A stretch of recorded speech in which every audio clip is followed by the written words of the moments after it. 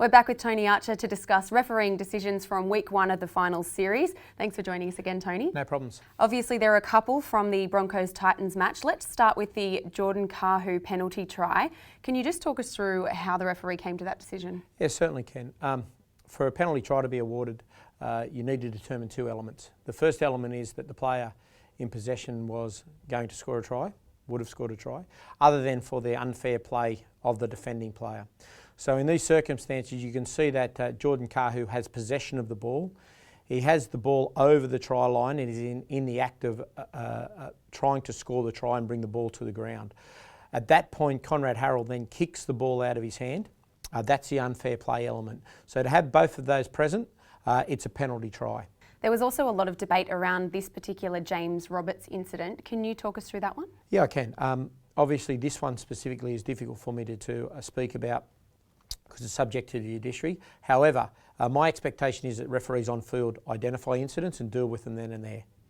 Okay, looking in the 20th minute, the Titans were awarded the scrum feed, only for the bunker to overturn that on-field decision and give it to the Broncos. Can you explain that? Yeah, clearly throughout the year we've discussed on a number of occasions what the bunker can and cannot intervene on. Clearly a double knock-on is one that they can. You can see that the ball first touches Pulu's hand and goes forward into Kahu. In that case, they have sufficient evidence to overturn it and came up with the right decision. Okay, and moving on, Corey Oates was deemed to have been put in a dangerous position here by David Mead. Was that the correct call for that one? Yeah, look, I've had the benefit of going through it in slow-mo, and you can see that at the point David Mead is in fact contesting the ball. The referees on field made a live decision. They've got a split second to determine that he landed in a dangerous position. Ultimately, the fact that Mead is off the ground and competing for the ball indicates that it should not have been a penalty. Okay, and from Sunday's match between the Bulldogs-Panthers, the referees on field ruled that Josh Morris here was tackled before the line. Do you think that should have been referred to the bunker? Yeah, I do. And the reason for that is the closeness that the ball gets to the line. You can see that if the referee's coming across field, he needs to have clear vision on that football all the way to determine whether or not it has reached the line. In the case where the ball reaches the line, obviously the second element that has to be considered there is whether or not it is a double movement by Morris and whether or not the ball makes the line. So in those circumstances, should have definitely been sent to the bunker.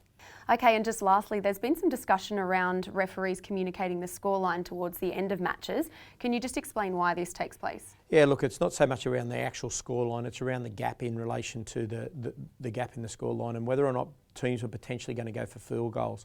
And the reason for that is it varies our position. So obviously from a touch judging point of view, they have to be very conscious of the onside and offside from a field goal, whether or not the player can come up with the football, whether or not there's a charge down, which then places all players onside, and more importantly that the assist ref has enough depth away from the ruck and doesn't go in and get in the road of the play. So in those circumstances, towards the back end of games when the gap is either 6 or 12 points, it's certainly relevant from our positioning point of view that we get in the right position to adjudicate correctly on those field goal or potential field goal points.